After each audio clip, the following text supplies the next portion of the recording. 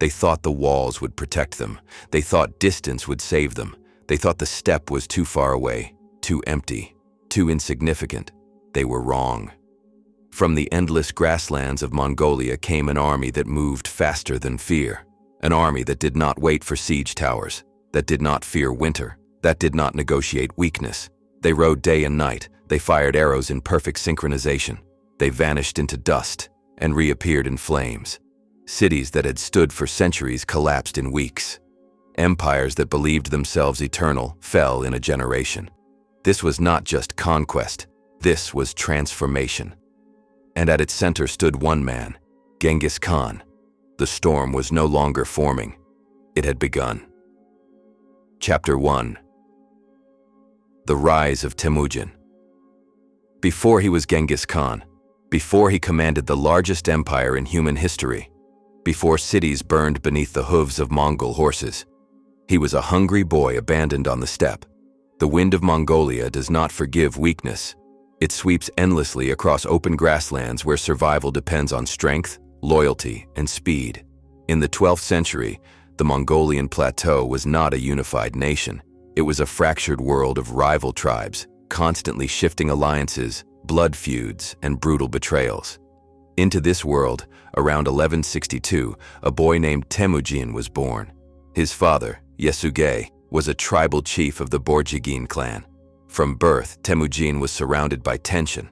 Power among the steppe tribes was unstable. Loyalty could vanish overnight.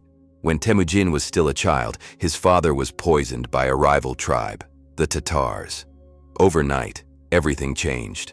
Without Yesugei's protection, Temujin's family was abandoned by their own clan.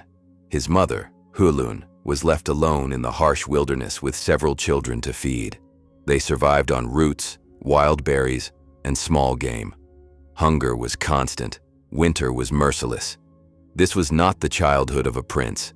This was the forging of a survivor. Temujin learned early that trust was fragile. Even within his own family, conflict simmered. In one desperate dispute over food, Temujin killed his older half-brother Bektar, a decision that marked his ruthless understanding of power. On the steppe, authority had to be taken. It was not given. As Temujin grew, so did the chaos around him. He was captured by a rival clan and enslaved. Forced to wear a wooden yoke around his neck, he endured humiliation and captivity. But captivity did not break him. He escaped under cover of darkness, aided by a sympathetic guard. From that moment forward, Temujin understood something fundamental. Loyalty is more powerful than fear. He began forming alliances, not based solely on bloodline, but on merit and personal trust. This was revolutionary in Mongol society, where aristocratic lineage traditionally defined status. Temujin promoted men for loyalty and ability. He rewarded courage. He punished betrayal mercilessly. One of his earliest and most important alliances was with Jamuka, a fellow noble youth. They swore brotherhood in a traditional Mongol oath. For a time, they were inseparable, but ambition divides even the closest bonds. As Temujin's influence grew, so did rivalry with Jamuka. Their visions for leadership differed. Jamuka favored traditional aristocracy. Temujin empowered common warriors who proved themselves in battle. Their alliance shattered, war erupted. The Mongol steppe descended into violent fragmentation as tribes chose sides. Battles were brutal, fast, decisive. Mounted archers dominated the battlefield, capable of firing accurately while galloping at full speed. Temujin's forces were disciplined and innovative.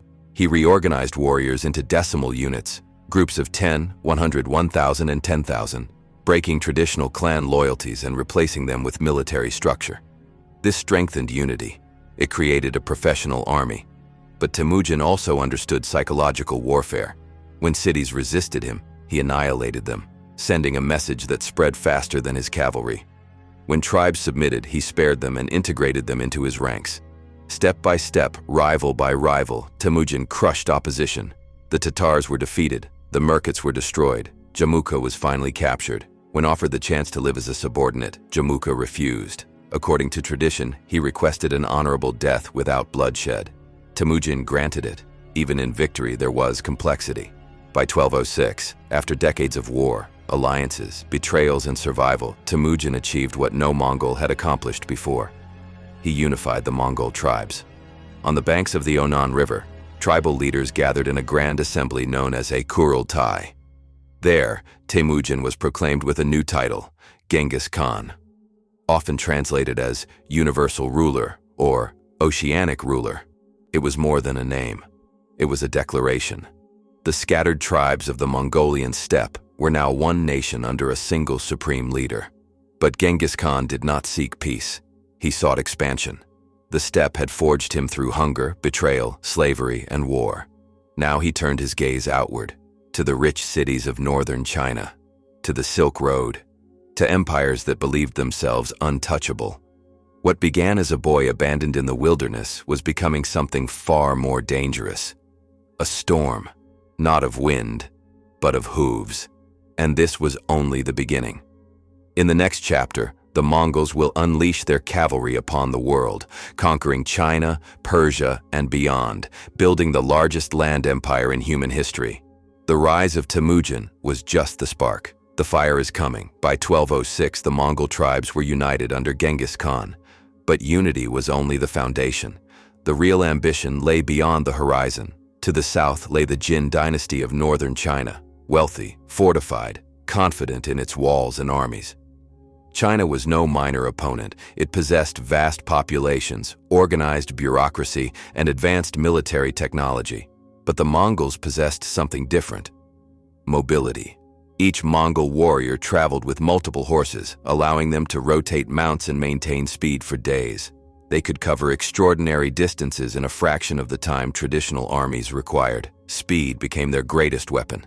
Genghis Khan launched campaigns into northern China with calculated precision. Mongol cavalry surrounded cities, cut supply lines, and used psychological warfare to force surrender. If a city resisted, it was destroyed. If it surrendered, it was spared. News of Mongol brutality spread rapidly, often exaggerated, but effective. Fear became an invisible ally. Yet the Mongols were not mindless destroyers. They adapted. They learned siege warfare from Chinese engineers. They incorporated catapults, gunpowder weapons, and advanced tactics into their own army. They recruited skilled artisans and administrators from conquered territories. The Mongol war machine was flexible. It evolved with every victory. By 1215, the Mongols captured Zhongdu, modern-day Beijing. Northern China had fallen, but Genghis Khan did not stop. To the west lay the Khwarezmian Empire, a powerful Persian state controlling key trade routes of the Silk Road.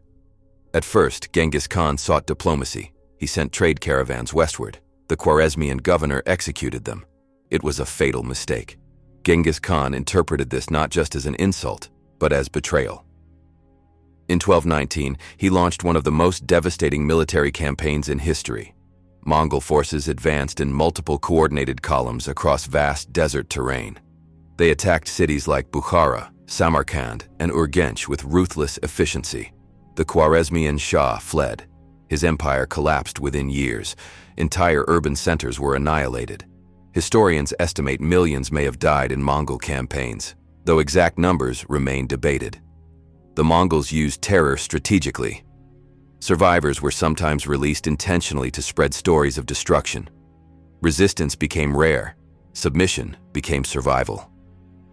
But behind the brutality was discipline. The Mongol army operated under strict code known as the Yasa, a legal framework enforcing loyalty, order, and meritocracy. Commanders were promoted based on ability, not noble birth. Communication across the empire was maintained through an advanced relay system, the YAM, allowing messages to travel faster than any contemporary state could manage. The Mongols were building not only an empire of conquest, but an empire of administration. As campaigns expanded, Mongol generals pushed even farther west into the Caucasus and Eastern Europe. In 1223, Mongol forces defeated a coalition of Russian princes at the Battle of the Khalkha River. Europe had received its first warning. But Genghis Khan himself did not live to see the full expansion into Europe. In 1227, during a campaign against the Western Xia dynasty, he died. The exact cause remains uncertain: injury, illness, or accident. His burial site remains unknown to this day. Secrecy surrounded his death. But his empire did not collapse, it expanded. His sons and grandsons carried forward the momentum.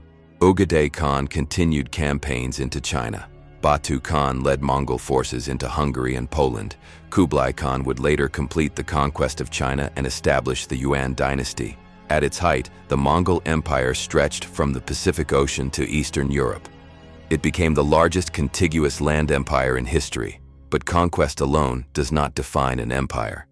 Under Mongol rule, trade flourished across Eurasia. The Silk Road entered a period known as the Pax Mongolica, a time of relative stability that allowed merchants, travelers, and ideas to move freely. Technologies spread. Paper money traveled westward. Gunpowder knowledge expanded. Marco Polo journeyed to the court of Kublai Khan. The Mongols connected civilizations that had once been isolated. They were destroyers, but also unifiers. The world was becoming interconnected, and it happened beneath the shadow of Mongol banners. Yet such vast expansion carried seeds of fragmentation. An empire built on speed must maintain momentum. An empire divided among heirs must maintain unity. The storm that conquered half the known world would soon face the challenge of sustaining it. In the final chapter, we will witness the fragmentation of the Mongol Empire, the rise of the Golden Horde, the Ilkhanate, the Yuan dynasty, and the lasting legacy of Genghis Khan. The conqueror had reshaped the world, but could his empire survive him? Chapter 3. The Legacy of the Steppe. When Genghis Khan died in 1227, the world did not immediately breathe in relief. It trembled, because the empire he created was not built around one battle or one city. It was built around a system, a machine of speed, discipline, and adaptation. And that machine was still moving. After his death, leadership passed to his sons and grandsons, but instead of collapsing into chaos, the Mongol Empire expanded even further. Ögedei Khan, his third son, became the Great Khan. Under his rule, Mongol forces surged deeper into China and further west into Europe. In 1237, Mongol armies descended upon the Russian principalities. City after city fell: Ryazan, Vladimir, Kiev. The Golden Horde was born, the westernmost division of the empire, ruling over vast territories of what is now Russia and Eastern Europe. Then came the invasion of Central Europe. In 1241, Mongol forces crushed Hungarian and Polish armies in devastating battles at Mohi and Legnica. Europe stood exposed, but fate intervened. Ögedei Khan died in Mongolia. According to tradition, Mongol princes were required to return home to elect a new Great Khan. The invasion of Europe halted. Historians still debate what might have happened if it had continued. Would Western Europe have fallen? Would the course of medieval history have changed entirely? We will never know. Meanwhile, in the Middle East, another Mongol branch, the Ilkhanate, expanded into Persia and Mesopotamia. In 1258, Mongol forces sacked Baghdad. The city, once a center of Islamic scholarship and culture, was devastated. Libraries were destroyed. Knowledge accumulated over centuries was lost in weeks. It was one of the most symbolic moments of Mongol conquest. The world order was shifting. And in the east, under Kublai Khan, grandson of Genghis, the Mongols achieved something unprecedented. They conquered all of China. In 1271, Kublai declared the Yuan dynasty. For the first time in history, all of China was ruled by a foreign steppe dynasty. Kublai Khan did not rule as a nomadic warlord. He ruled as an emperor. He embraced Chinese administrative systems, oversaw massive infrastructure projects, and welcomed foreign merchants and travelers. It was during this era that Marco Polo journeyed to the Mongol court and later described its wealth and sophistication to Europe. The Mongols were no longer just conquerors. They were rulers of civilization. At its peak, the Mongol Empire stretched from Korea to Hungary. It controlled trade routes connecting Europe, the Middle East, India, and China. Under the Pax Mongolica, caravans traveled safely across thousands of miles. Silk, spices, gold, paper money, printing technology, ideas and goods flowed across continents. The Mongols did not invent global trade, but they accelerated it. They connected the world. Yet such vastness carried a weakness. After the death of Kublai Khan in 1294, unity began to fracture. The empire had already been divided into four major khanates: the Yuan dynasty in China, the Ilkhanate in Persia, the Golden Horde in Russia, the Chagatai Khanate in Central Asia. Though they shared ancestry, political unity faded, cultural differences deepened. Some Khanates converted to Islam, others adopted Chinese traditions. The central authority of the Great Khan weakened. Trade routes remained powerful, but plague traveled them too. In the 14th century, the Black Death spread across Eurasia. While not caused by the Mongols, the interconnected network they maintained accelerated its transmission. Ironically, the same system that unified continents helped spread catastrophe. Gradually, Mongol rule declined. In China, the Yuan dynasty fell in 1368, replaced by the Ming dynasty. In Persia, internal struggles weakened the Ilkhanate. In Russia, the Golden Horde's dominance faded over time, though its influence reshaped Russian political development for centuries. The Mongol Empire did not vanish overnight. It dissolved, fragmented, assimilated.